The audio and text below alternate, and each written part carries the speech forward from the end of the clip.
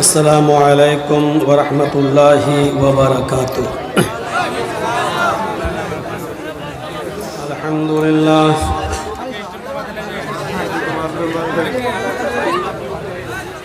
अल्हम्दुलिल्लाहि नहमदुहु व नस्तईनुहु व नस्तगफिरुह व नऊज़ु बिल्लाहि मिन शुरूरि अनफुसिना व मिन सय्यिआति अमालिना मन यहदिहिल्लाहु फला मुज़िल्ल लहु व मन युज़लिल्हु फला हादिय लहु।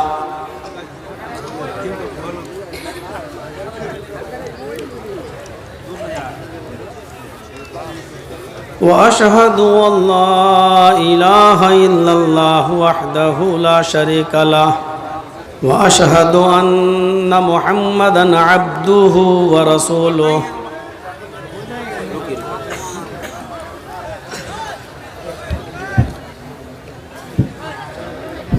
अम्मा बाद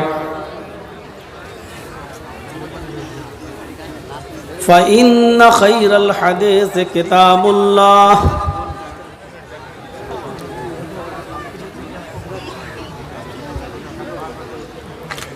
व खैरल हदी हदी मुहम्मदिन सल्लल्लाहु अलैहि वसल्लम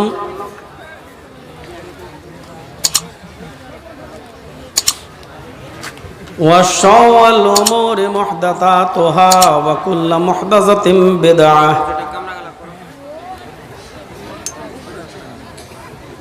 व कुल्लु बिदअतिन ज़लालह व कुल्लु ज़लालतिन फिन्नार।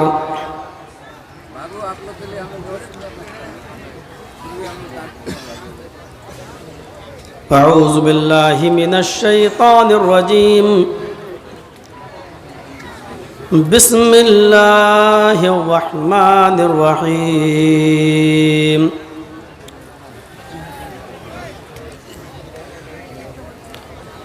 व इज़ अख़ज़ल्लाहु मीसाक़न नबिय्यीना लमा आतैतुकुम मिन किताबिन व हिकमह सुम्म जाअकुम रसूलुम मुसद्दिक़ुल लिमा मअकुम लतुअ्मिनुन्न बिही व लतंसुरुन्नहु।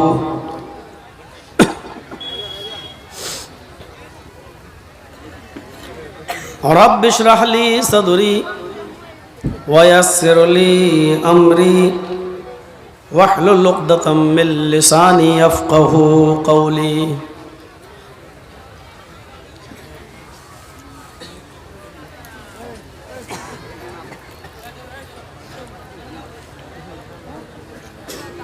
स्टेज पर बैठे हुए मुअक्कर उलमाए किराम,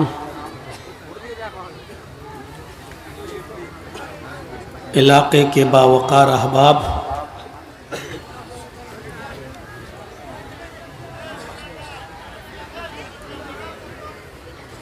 डिस्ट्रिक्ट किशनगंज और उसके अतराफ़ व अकनाफ से तशरीफ़ लाए हुए मुअज़्ज़ज़ सामईन हज़रात,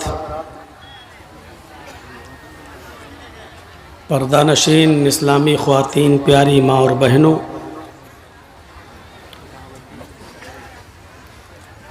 कौम व मिल्लत के लायकवर नौजवानों,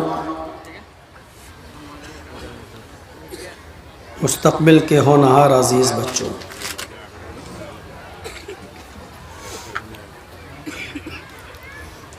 रात के तकरीबन 11:15 बजे तक मुख्तलिफ़ अनावीन पर मुख्तलिफ़ उलमा से उनके लबो लहजे में और उनके मख़सूस अंदाज़ में आपने कुरान व हदीस की बहुत ही शीरीं और ख़ूबसूरत बातें समाअत फरमाई हैं। साथ में जिस इदारे के लिए इस इजलास को मुनाक़िद किया गया है, आपने उसका ताउन भी किया। और अब जिस वक्त की उम्मीद थी उसी वक्त के तहत जो हमको वक्त मिला, अब आप मुझे भी सुन रहे हैं। अल्लाह रब्बुल आलमीन हम सबको सुनने से ज़्यादा अमल की तौफ़ीक़ अता फ़रमाए।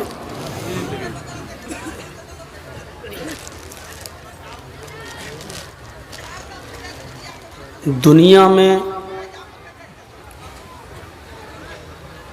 बहुत से पैगंबरों को अल्लाह तबारक व तआला ने मबऊस फरमाया है।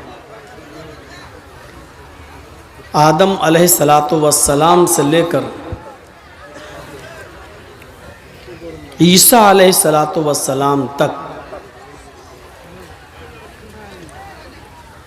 जितने भी नबी आए, ये पैगंबर अपनी कौम के अंदर, अपने समाज के अंदर किसी ख़ास मज़हब और किसी ख़ास तबक़े के पैगंबर बनकर आए थे। कोई किसी कौम के लिए था, कोई किसी बस्ती के लिए था, लेकिन आखिर में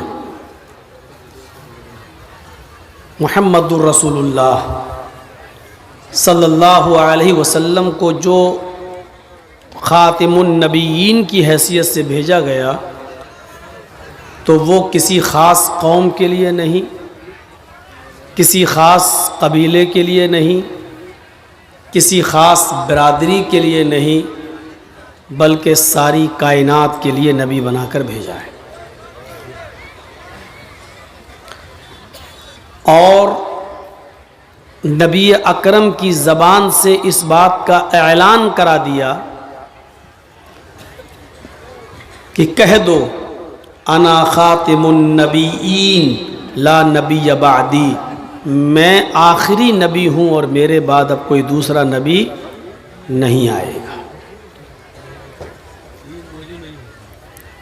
इससे जाहिर है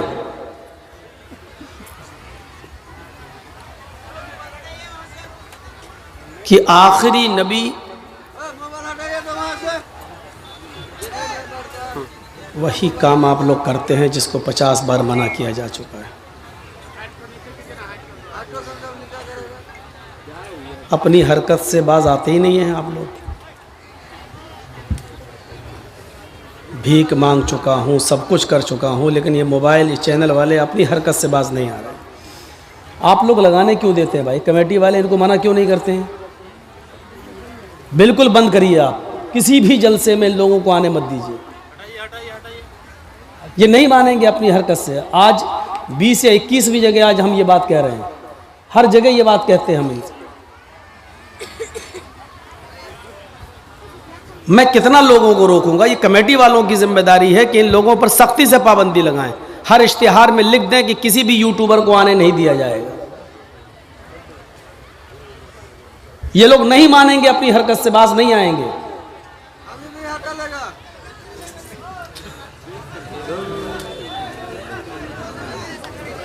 ये कर दीजिए, थोड़ा नीचे कर दीजिए भाई, नीचे कर दीजिए। नहीं करेंगे नीचे, थोड़ा सा 1 इंच कर देंगे जी, बस। 1 इंच में क्या हो जाएगा? आप करवा के देखिए। नीचे कर दीजिए थोड़ा प्लीज। इतना सा नीचा करके बस उंगली कटा के शहीदों में नाम लिखा लेगा, किया तो है।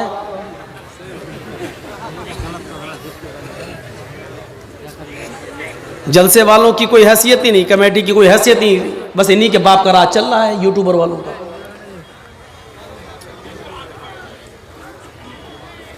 एक जलसा में उठा के फेंक दिया था सबको, मना किया जा चुका, फिर भी नहीं मानते अपनी हरकत से। देख रहे हैं, कुतुब मीनार जैसा लग रहा है। ये देखिए, ये देखिए, ऐसा लग रहा है जैसे इन्हीं के बाप का राज चल रहा है। अभी भी बैठे हुए हैं, नहीं कर रहे हैं नीचे। देखिए, बेशर्मी की हद हो गई है। आप नीचे करिए, नहीं तो हम सबको हटवा देंगे। अभी आप, मैं बोल तो रहा हूं, आप लोग क्यों बोल रहे हैं? आप ही का काम तो कर रहा हूं मैं। ये भी नीचे करिए, ये ऊपर वाला, ये सब तमाम लोगों से गुजारिश है कि आपके अपने मोबाइल पर ये यूट्यूब वाले अपने मोबाइल को नीचे कर बार बार बोलने की जरूरत ना पड़े। बोल दीजिए पीछे वाला बैठ भी जाएगा। पीछे आप लोग थोड़ा सा बैठ जाइए, भाई एक बात को सुन लीजिए, फटाफट कीजिए। जहां जिसको जगह मिल रही है बैठ जाए। तो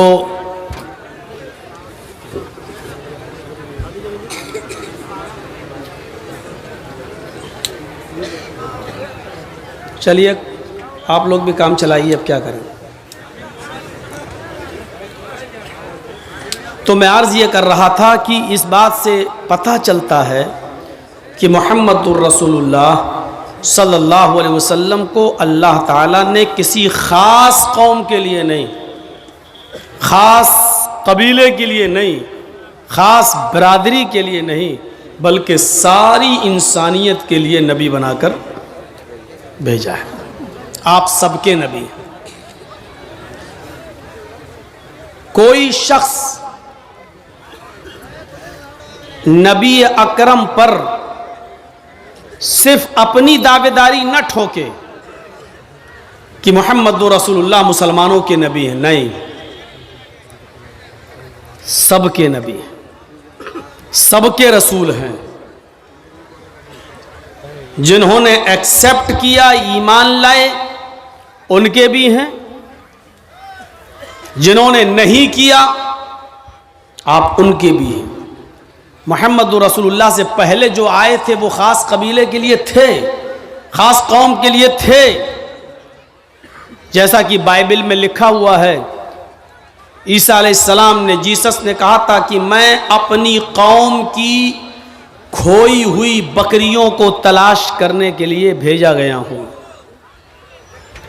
ईसा अलैहिस्सलाम ने क्लियर किया कि मैं अपनी कौम की, अपनी बरादरी की, अपनी जात की, अपने समूह की खोई हुई बकरियों को, यानी सबके लिए नहीं, सिर्फ अपनी कौम की खोई हुई बकरियों से मुराद गुमराह, रास्ते से भटके हुए लोग जो गलत रास्ते पर चल पड़े थे, मैं उन लोगों को राह रास्त पर लाने के लिए भेजा गया हूं। कोई नबी मोहम्मद रसूलुल्लाह को छोड़कर कोई नबी पूरी कौम, पूरी दुनिया के लिए, पूरी कायनात के लिए नहीं था। कोई किसी खास कौम के लिए था, कोई किसी खास बरादरी के लिए था, लेकिन मोहम्मद रसूलुल्लाह को कहा गया वमा रसलनाका इल्ला रहमतल लिल आलमीन। ऐ मोहम्मद सल्लल्लाहु अलैहि वसल्लम, हमने आपको संपूर्ण जगत के लिए, सारी कायनात के लिए रहमत बनाकर भेजा है। आप सिर्फ मुसलमानों के नबी नहीं है और सिर्फ मुसलमानों के लिए रहमत बनकर नहीं आए। आपकी रहमत आम है। आप जितना मुस्लिमों पर रहम करते हैं उतना ही गैर मुस्लिमों पर भी, जानवरों पर भी, हैवानात पर भी, दरिंदों पर भी, चरिंदों परिंद पर भी। वो मंजर शायद आपको याद हो जिसको इमाम बैहक़ी ने अपनी सुनन के अंदर नकल किया है कि एक यहूदी मोहम्मद रसूलुल्लाह सल्लल्लाहु अलैहि वसल्लम के गले में फंदा डालता है, कपड़ा डाल देता है और उसको ऐंठने लगता है। यहां तक पहुंच गया, गला दबने लगा। तब उसने कहा, ऐ मोहम्मद सल्लल्लाहु अलैहि वसल्लम, मेरा कर्ज दो। आपने जो कर्ज लिया था मुझसे, वो मेरा कर्ज वापस करो। अल्लाह के नबी सल्लल्लाहु अलैहि वसल्लम ने जो जवाब दिया उसको सुनिए। आए यहूदी, मैंने एक हफ्ते के लिए कर्ज लिया था और मैंने ये वादा किया था कि एक हफ्ता पूरा होगा तो मैं तुम्हारा कर्ज अदा कर दूंगा। आज 5वां दिन है, अभी वादे को पूरा होने में 2 दिन बाकी हैं। 2 दिन के अंदर अंदर मैं तुम्हारा कर्ज दे दूंगा। उस यहूदी ने कहा, मोहम्मद आज ही चाहिए, मुझे आज ज़रूरत है। अल्लाह के नबी कहते हैं कि आज तो नहीं है मेरे पास, 7 दिन का वादा था, 5 दिन हुए हैं, 2 दिन तुम पहले मांग रहे हो, 2 दिन पूरे हो जाने दो, जब मैं नहीं दूं तब आप कहना, मैंने आज तक वादा खिलाफी नहीं की। उसने कहा ठीक है, आपने वादा किया था 7 दिन का, लेकिन मुझे आज ज़रूरत है, मुझे आज चाहिए। आपने कहा अर्जेंट मांग रहे हो, कहां से दे दूं? उसने कहा मैं उठने नहीं दूंगा, आप यहीं रहिए, जब तक आप मेरा कर्ज नहीं देंगे मैं जाने नहीं दूंगा। आप वहीं बैठ गए। गौर कीजिए, जिस जगह पर खुद आपकी हुकूमत हो, आप ही का हुक्म चलता हो, बस्ती पर पूरा कंट्रोल आपका हो, और उसी बस्ती में एक मामूली सा यहूदी नबी को कह दे कि मैं उठने नहीं दूंगा। क्या ये तसव्वुर कर सकते हैं आप? क्या आप अपने इलाके में नीतीश कुमार से कह सकते हो कि यहां बैठ जाओ, जाने नहीं दूंगा? क्या यूपी के अंदर हम योगी से कह सकते हैं बैठ जाओ, हम उठने नहीं देंगे? क्या दिल्ली में आप केजरीवाल से कह सकते हैं बैठ, मैं उठने नहीं दूंगा? जिस बस्ती पर हमारा नियंत्रण हो, कंट्रोल हो, और उसी बस्ती में हमसे यह कहा जा रहा हो कि मैं उठने नहीं दूंगा, पहले मेरा कर्ज अदा करो, और आप बैठ जाते हैं। हजरत अबू बकर से हजरत उमर फारूक को गुस्सा आ रहा है, लेकिन आप कह रहे हैं नहीं, आए उमर तुम्हें कुछ नहीं बोलना है, मामला हमारा और इसका है, मैंने इससे कर्ज लिया है, ये मुझसे सख्ती कर रहा है, करने दो, लेकिन तुम बीच में नहीं बोलोगे। बैठ गए। इमाम बैहक़ी अपनी सुनन के अंदर नकल करते हैं कि ज़ोहर की अजान का वक्त होता है। आपने कहा यहूदी अजान की आवाज आ रही है, क्या मैं मस्जिद में नमाज पढ़ने जा सकता हूं? उसने कहा बिल्कुल नहीं, पहले मेरा कर्ज दे दो, उसके बाद जहां जाना हो चले जाओ। असर की नमाज का वक्त आया, उसने नहीं जाने दिया। मगरिब की नमाज का वक्त आया, उसने नहीं जाने दिया। ईशा की नमाज का वक्त हुआ, उसने नहीं जाने दिया। यहां तक कि रात के अंदर भी उसने नहीं जाने दिया। आपने पूरी रात उसी जगह पर गुजारी, वो यहूदी भी वहीं मौजूद है। सुबह फजर की नमाज भी आपने वहीं पढ़ी। इमाम बैहक़ी ने अपनी सुनन के अंदर नकल किया हत्ता ततलुअ शम्स, यहां तक के सूरज तुलू हो गया। जब सूरज चमकने लगा तो वो यहूदी अल्लाह के नबी के पास खुद चल कर आता और बैठ जाता है और कहता हाती यदका उबायका अलल इस्लाम, आए मोहम्मदुर रसूलुल्लाह सल्लल्लाहु अलैहि वसल्लम, मैंने कर्ज लेने के लिए ये सख्ती आपके ऊपर नहीं की थी, बल्कि मैं देखना चाहता था कि आपके अखलाक कैसे हैं। मैंने कल ही अपनी किताब पढ़ी तौरात, कल ही मैंने अपनी किताब देखी तौरात। उस किताब के अंदर, उस तौरात के अंदर मैंने आखिरी नबी का एक वस्फ देखा है, एक सिफत देखी है, एक विशेषता देखी है, खुसूसियत देखी है कि अंतिम ऋषि, आखिरी पैगंबर वो होगा जिसको गुस्सा दिलाया जाएगा तो वो गुस्से में नहीं आएगा, उसकी पेशानी पे शिकन नहीं पड़ेगी, उसके ऊपर सख्ती की जाएगी तो वो गुस्से में नहीं आएगा। मैंने गुस्सा दिलाने की कोशिश की, मैंने आपको वरगलाने की कोशिश की और ये देखना चाहता था कि मेरी किताब में आखिरी नबी की जो सिफत लिखी हुई है, जो गुण लिखा हुआ है, वो गुण आपके अंदर पाया जाता या नहीं पाया जाता। मैं ये देखना चाह रहा था। नबी अकरम ने उससे सवाल किया, तुमने अपनी किताब पढ़ी तौरात और ये वस्फ तुमने देखना चाहा, कैफ वजदतनाती, अपनी किताब के मुताबिक तुमने मेरा वस्फ कैसा पाया, तुमने मेरी सिफत कैसे पाई, तुमने मुझे कैसा महसूस किया?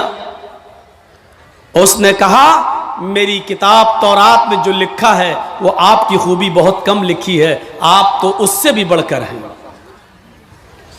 आपका अखलाक उससे भी बढ़कर है, आपके अंदर ये वस्फ उससे भी बढ़कर कूट कूट कर भरा हुआ है। अल्लाह के नबी ने कहा जब तुमने मुझे अपनी किताब के मुताबिक पूरा का पूरा पा लिया, मां मना का, तो तुम्हें कौन सी चीज रोक रही है कि तुम इस्लाम ले आओ? कौन सी चीज तुम्हें रोके हुए है? फिर तुम क्यों इस्लाम नहीं लाते हो? उस यहूदी का जवाब देखिए, हाथ यदका उबायका अलल इस्लाम, अय अल्लाह के नबी सल्लल्लाहु अलैहि वसल्लम, हम इस्लाम लाना चाहते हैं, आप अपना दाहिना हाथ बढ़ाइए। अल्लाह के नबी ने अपना दाहिना हाथ बढ़ाया, उस यहूदी ने अपना हाथ बढ़ाया और उसी वक्त उसने कलमा पढ़ा, अशहदु अल्ला इलाहा इल्लल्लाह व अशहदु अन्ना मुहम्मदन अब्दुहु व रसूलुहु। मैं इस बात का इकरार करता हूं कि अल्लाह के अलावा कोई माबूद नहीं, और इस बात की गवाही देता हूं कि मोहम्मद सल्लल्लाहु अलैहि वसल्लम अल्लाह के बंदे और उसके रसूल हैं। ये कलमा पढ़कर वो इस्लाम लाया। इस वाक़े से पता चलता है कि हुकूमत अपनी, सल्तनत अपनी, ममलिकत अपनी, पावर अपना, सब कुछ अपना, लेकिन इसके बावजूद क्या कह रहे हैं? नहीं, इसके ऊपर कोई जुल्म नहीं करेगा, मेरा इसका मामला है। और अल्लाह के रसूल ने किसी सहाबी को उस यहूदी पर जुल्म नहीं करने दिया। उसने मुतालबा किया, आपने उससे कहा कि मेरे पास आज तो नहीं, उसने मजबूर किया, बैठने पर आप बैठ गए, लेकिन आपने उसके ऊपर जुल्म नहीं होने दिया। ये नबी की रहमत यहूदी के साथ थी, ये रहमत थी नबी अकरम की। कुरान ने सच कहा है, वमा अरसलनाका इल्ला रहमतल लिल आलमीन, हमने आपको सारी कायनात के लिए रहमत बनाकर भेजा है। कुरान पढ़ जाइए, जा बजा ईसा अलैहिस्सलाम का जिक्र किया है कुरान ने। कहीं पर भी आप नहीं देखेंगे कि ईसाइयों पर जुल्म और ज्यादती करने का हुक्म दिया हो अल्लाह ने या जनाबी मोहम्मद रसूलुल्लाह सल्लल्लाहु अलैहि वसल्लम ने, कहीं नहीं।